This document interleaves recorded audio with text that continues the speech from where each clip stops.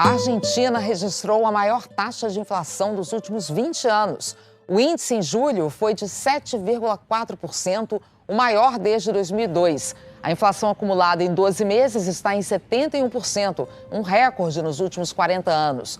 O Banco Central aumentou a taxa básica de juros do país pela 8ª vez este ano, passando de 60% para 69,5%. E segundo um importante centro de pesquisas da Argentina, essa inflação poderia encerrar o ano acima de 110%. O derretimento do poder aquisitivo já ultrapassa o da Venezuela, de Nicolás Maduro. E o resultado aparece nas ruas e nos números, que indicam um aumento progressivo da pobreza no país. 5.000 pesos, 6.000. Juan conta que com 5 ou 6 mil pesos conseguia comprar frutas e verduras para o mês inteiro. Agora, diz ele, parece piada. Com a mesma quantia, leva o que dá para uma semana ou 10 dias. Dura uma semana, 10 dias. Com pouca plata, não? O vendedor Francisco também lamenta. Agora estamos vendendo menos porque as pessoas não têm dinheiro. Não têm plata a gente. A taxa de pobreza se aproxima de 40% e é fruto de mais de 20 anos de fragilidade econômica. O índice de pessoas na chamada situação de insegurança alimentar, quando não há garantia de acesso a alimentos de forma a satisfazer as necessidades, cresce a cada mês. Tudo isso em um cenário de instabilidade política. O presidente Alberto Fernandes disputa poder com a vice Cristina Kirchner. E o governo agora aposta todas as fichas no sucesso do novo e superministro da Economia, Sérgio Massa, depois que a sua antecessora ficou por menos de um mês no cargo. Massa não é um técnico, mas é uma mega raposa da política argentina, Lilian. Massa é muito famoso por sua habilidade e sua paciência e sua capacidade de articulação. Ele foi chefe do gabinete da presidente Cristina Kirchner há mais de uma década. Depois, rachou com ela. Montou seu próprio partido, a Frente Renovadora, que aglutina setores do peronismo mais de centro-direita. Foi candidato presidencial em 2015. Obteve 21% dos votos, foi o terceiro colocado. Quais são as causas da interminável crise econômica da Argentina? Como isso se reflete nas ruas? E até que ponto o governo de Fernandes está apto a administrar essa situação?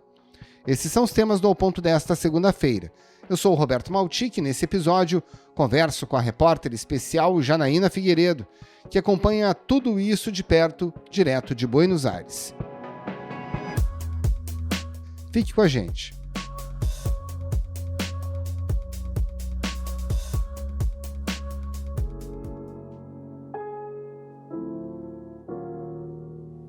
Janaína Figueiredo, com razão a gente se preocupa bastante com a inflação aqui no Brasil, né? A acumulada dos últimos 12 meses está na casa dos 10%. Aí a gente vai para a Argentina, onde você está nesse momento, e a gente fala de uma inflação acumulada em 12 meses de 71%, e isso pode virar uma inflação de 3 dígitos, acima de 100%, até o final do ano. O que está por trás desse aumento de preços que não para de subir por aí?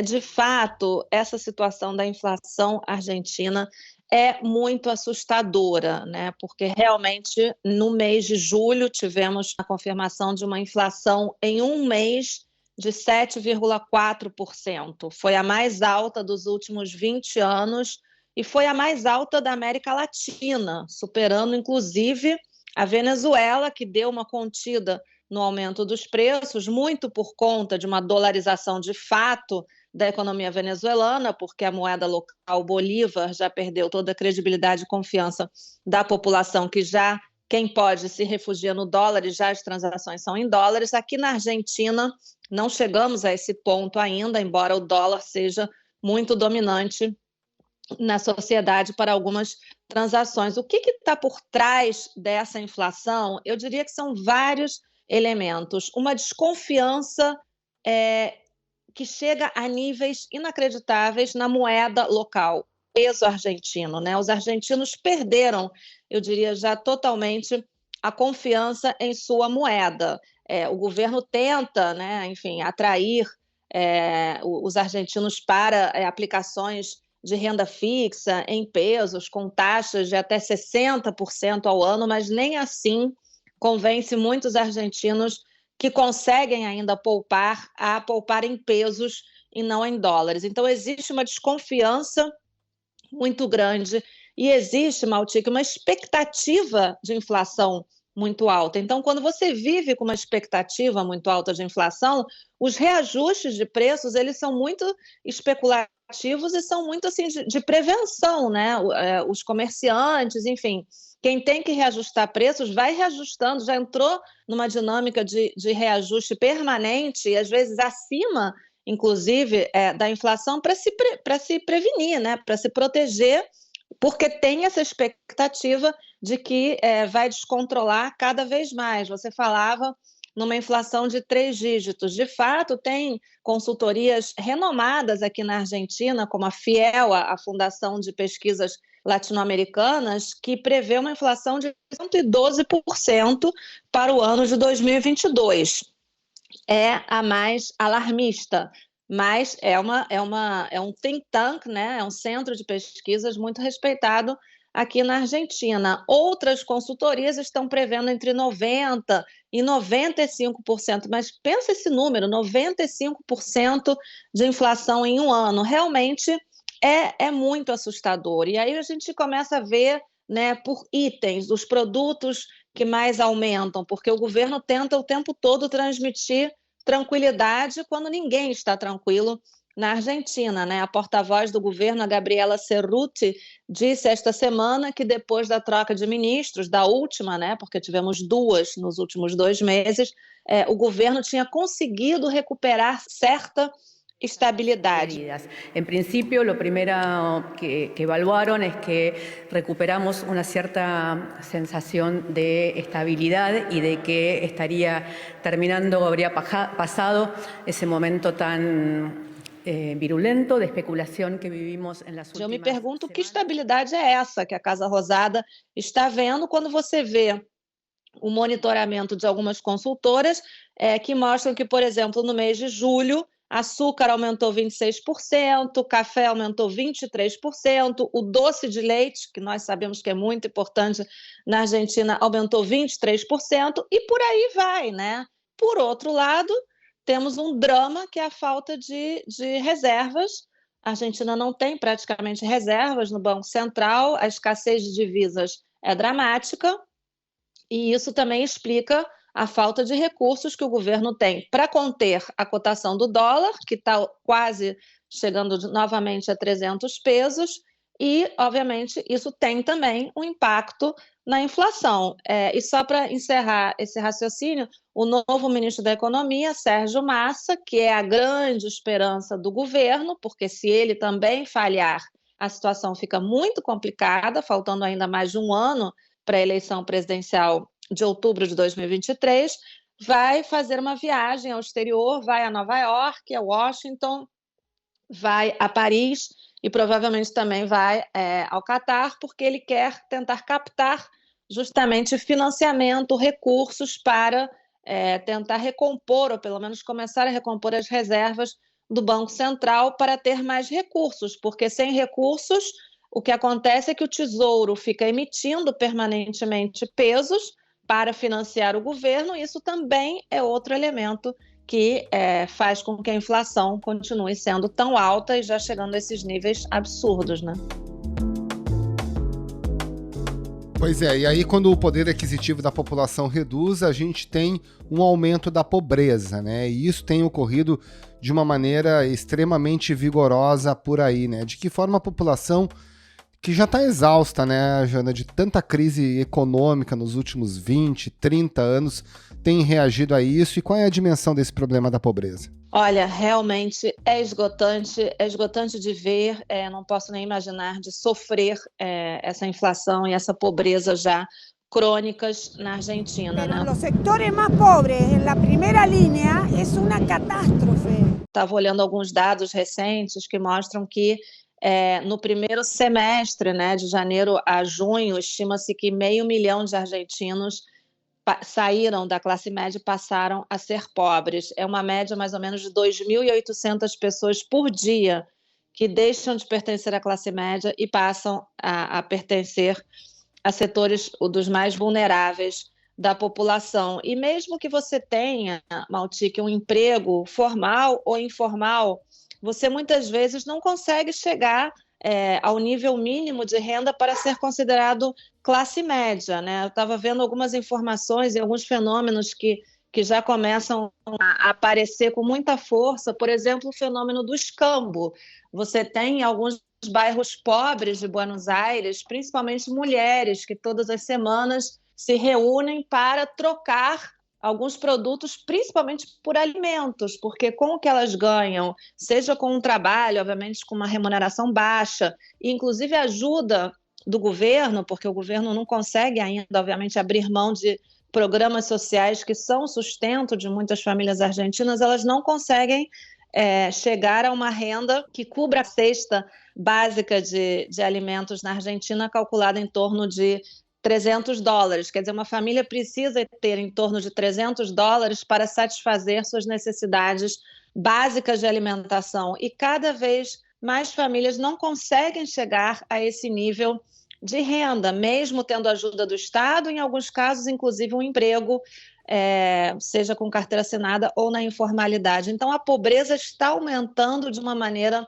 também assustadora. Atualmente, o índice oficial de pobreza não chega ainda a 40%, é o dado de 2021, mas a expectativa para este ano é que ultrapasse a barreira dos 40%, e aí vamos caminhando para uma taxa de pobreza que lembra muito a que tivemos na Argentina na crise de 2001 e 2002, que todos devem lembrar, com a renúncia de vários presidentes, confisco de depósitos bancários, e naquele momento a pobreza chegou a mais de 50% da população argentina. Então, o país está caminhando para uma situação muito delicada. A fome é um problema que está se instalando na Argentina. Dados da Unicef mostram que 1 milhão de crianças no país, pelo menos, não estão se alimentando com o mínimo necessário, né, para satisfazer as suas necessidades básicas de alimentação, e, lamentavelmente, esse número só cresce, caminhando por Buenos Aires e,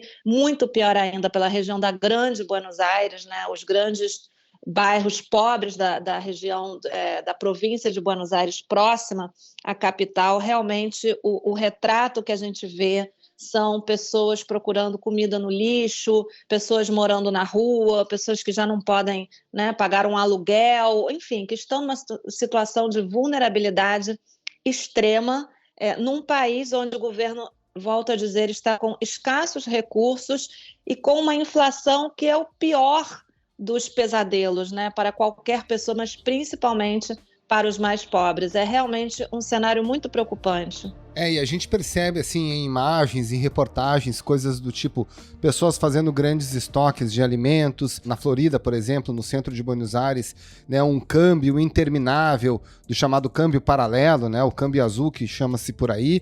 E realmente isso é um retrato do que tem ocorrido na Argentina? Exatamente, esse é o retrato, e eu acho que tem muitos outros retratos, né, que formam uma galeria de fotografias muito tristes, né, para um país que, vale lembrar, né, isso sempre é um pouco lembrado quando se fala de Argentina, que foi um dos mais ricos da América Latina no início do século passado. Se formos falar de dólar, Maltic, a gente tem aqui várias cotações. O dólar blue, né, o que você se referiu, o dólar azul, é talvez o mais famoso, porque é o dólar paralelo que os argentinos compram e também vendem, né, no mercado paralelo, para muitas vezes chegar ao fim do mês e terminar de pagar as contas com algumas poupanças em dólares que possam ter. É o dólar que é o mais, digamos assim, utilizado, né? E mesmo dentro desse dólar blue, você tem variações. Por exemplo, hoje, te digo por uma experiência de uma pessoa próxima, essa pessoa trocou a 292 pesos por dólar. Onde ela trocou? No condomínio onde ela mora, na província de Buenos Aires. Se ela trocasse numa casa clandestina de Buenos Aires, da cidade, teriam pago 280. Mas aí dentro do condomínio onde ela mora, ela conseguiu um vizinho que queria comprar dólares e pagou para ela 292. Tudo isso é dentro do dólar blue, mas você vê que mesmo dentro do dólar blue ou paralelo, você tem essas variações, porque aí já vai um pouco na oferta e na demanda, né? Depois você tem o dólar bolsa, que é o dólar que você compra uma ação e depois você vende, aí você recebe os dólares, é outro mercado. Enfim, tem vários mercados de dólares e a diferença com o dólar oficial, que é o dólar que o governo permite que os argentinos comprem com um limite de $200 por mês, descontados vários impostos, ou seja, não dá $200, dá menos, é muito grande, está quase a metade a cotação, está em torno de 120 ou 130 o dólar oficial, hoje está em torno de 130, então a diferença é muito grande, ninguém faz operações no dólar oficial. O país está numa situação muito delicada em termos políticos, em termos sociais, em termos financeiros e econômicos. É realmente um panorama muito, eu diria, preocupante, não só para a Argentina, mas para toda a região, né? E eu sei por boas fontes que o governo brasileiro está preocupado pela situação na Argentina e não é para menos.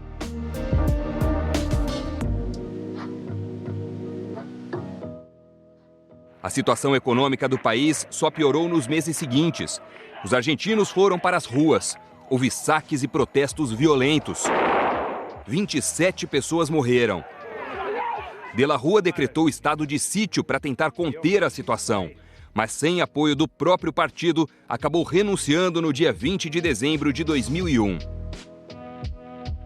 Olhando em retrospectiva, você já mencionou o colapso da economia em 2002 e também já mencionou a alternância de poder, falou do Macri, né? Então, de fato, nesse período dos últimos 20 anos, houve troca de poder e mesmo assim a economia fica patinando ou pior, né? Na situação de hoje, uma situação de crise e agravando essa crise.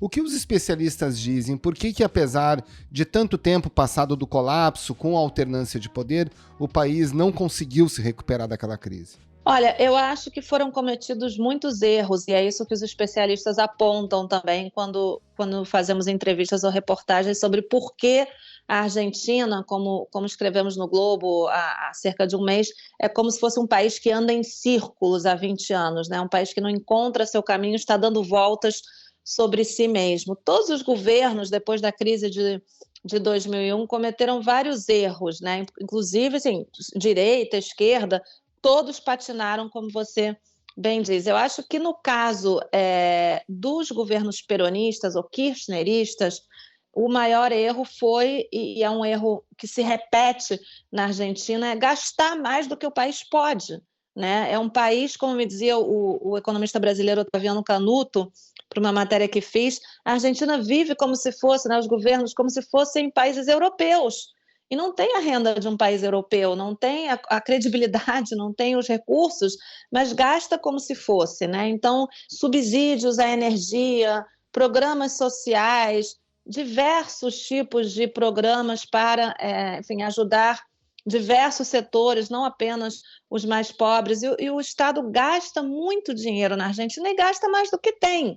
E isso, obviamente, em períodos eleitorais se intensifica. Então, acho que no caso dos governos kirchneristas, esse foi um grande erro, né? Não ter uma política sólida de equilíbrio fiscal e permanentemente estar gastando mais do que arrecada e do que tem, enfim, acesso a recursos dentro e fora do país. O governo de Macri cometeu alguns erros também importantes, que eu acho que explicam a situação atual, e é importante a gente mostrar isso, não é? Porque senão parece que os é tudo culpa do peronismo, do kirchnerismo. Não, o governo de Macri também cometeu erros que são reconhecidos. O principal deles foi um excesso de confiança. Achar que porque Macri era o presidente iam chover dólares na Argentina. E eles usaram essa expressão chuva de dólares, né? Eles acharam que os investimentos iam chegar de um dia para o outro de uma maneira assim avassaladora e que eles não iam saber o que fazer com tanto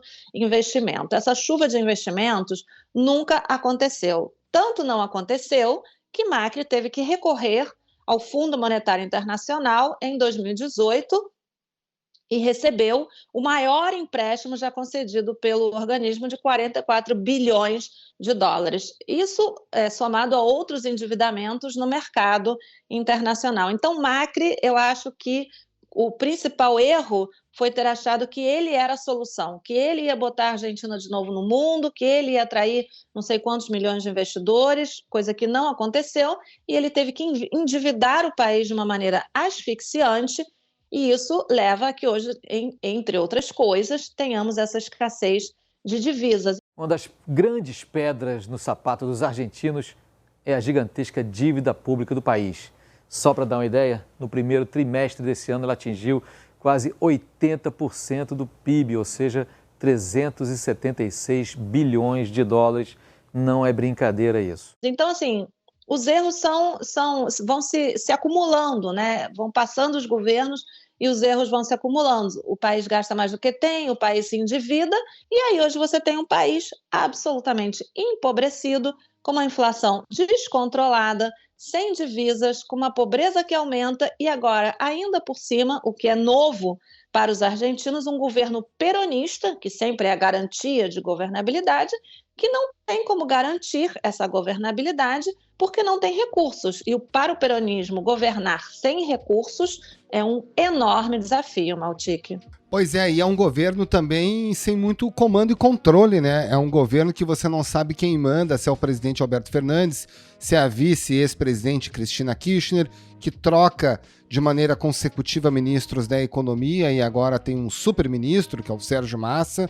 Esse governo, na sua avaliação, está reunindo as condições para enfrentar esse cenário que você acabou de apontar? Olha, se eu tivesse que te responder hoje, Maltic, eu diria que esse governo ainda corre o sério risco de fracassar antes de completar o mandato. Hoje saiu uma pesquisa da Universidade de San Andrés, que é uma das mais consideradas, assim, das mais sérias aqui na Argentina, e ela mostra que a aprovação do presidente Alberto Fernandes está em 20% e a desaprovação em 78%. Ou seja, temos um presidente que é rejeitado, que é desaprovado por 78% dos argentinos, quase 80%. Lembrando que ele chegou a ter 80% de aprovação em abril de 2020 por como administrou o início da pandemia. As pessoas consideram que os principais problemas do país são principalmente inflação e corrupção. Temos, nesse momento, a vice-presidente Cristina Kirchner enfrentando um julgamento, entre outros, que ela vai ter que enfrentar por suposto envolvimento em casos de corrupção, e as denúncias dos promotores são gravíssimas, falando em esquema inédito de corrupção na história da Argentina, e por aí vai, termos realmente preocupantes. Por outro lado, a gente tem um presidente, Alberto Fernandes, que na prática, isso é um consenso aqui na Argentina entre analistas e jornalistas, que não manda mais em seu próprio governo. O jornal Clarín publica uma matéria justamente dizendo que o comentário entre ministros do gabinete é prefiro falar com Massa. Né? É quase assim um comentário que viralizou dentro do gabinete argentino. Quando precisam resolver alguma coisa, não, prefiro falar com Massa. Massa é o ministro da Economia, como você dizia, o super ministro da Economia. Então, Fernandes virou uma espécie de presidente decorativo, um presidente que não decide, porque tudo hoje está em mãos de Sérgio Massa, com a tutela permanente ou presente da vice-presidente Cristina Kirchner, que enfrenta e está muito preocupada por isso, esses escândalos, esses julgamentos pelos escândalos de corrupção. Cristina, que até agora vinha muito falante e publicando cartas, criticando o seu próprio governo, os ministros de Fernandes, e que, como você bem disse, tem muito a ver com as trocas de ministros da Economia, porque vinha criticando principalmente as gestões dos ministros da Economia. Por quê? Porque elas, obviamente, estão fazendo o kirchnerismo perder votos entre os setores mais populares. E é isso que preocupa a Cristina, perder seguidores nas suas bases eleitorais. Essa inflação, essa crise financeira, essa crise econômica e social, a pobreza principalmente, para a Cristina é um drama. É um drama porque tem um alto custo político para o kirchnerismo. Ela continua sendo quem tem a última palavra, quem bate o martelo aqui na Argentina. Por enquanto, a sensação que se tem, o que os analistas dizem, é que ela está tão preocupada em que o governo acabe, em que eles tenham que entregar o poder antes do tempo, que seria inédito na história do peronismo, obviamente sem contar o golpe de Estado de 1976. Em regimes democráticos, sem golpes de Estado acontecendo, o peronismo nunca teve que antecipar o fim de um governo, seria a primeira vez. E isso transformaria Fernandes no que todos dizem, né, no de la Rúa do peronismo. De la Rúa foi o presidente que renunciou em 2001. Então, Cristina está tão apavorada com essa possibilidade que ela está em silêncio praticamente absoluto, deixando que Massa, que é a grande esperança, como eu dizia, consiga tirar o país do buraco. E essa é a grande incógnita, Maltic. Massa vai conseguir tirar o país do buraco? Vai conseguir estabilizar a Argentina minimamente para chegar às eleições de 2023, inclusive ele mesmo, Massa, ser competitivo para ser o candidato do governo? Ou vai tudo para o brejo até o fim do ano? É isso o que ninguém sabe aqui na Argentina. Janaína Figueiredo, muito obrigado pela sua participação mais uma vez. Um abraço e uma ótima semana. Eu que agradeço, é sempre um prazer.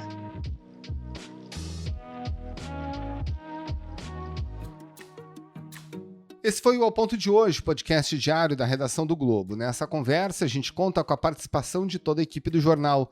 As mesmas pessoas que levam até você informação e análise de qualidade todos os dias.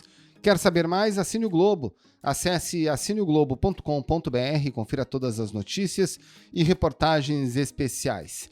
Nesse episódio, além dos áudios da TV Globo, a gente utilizou áudios da AFP e da Telenueve da Argentina. A produção é do João Vitor Costa e a edição do Luan Oliveira. Tchau!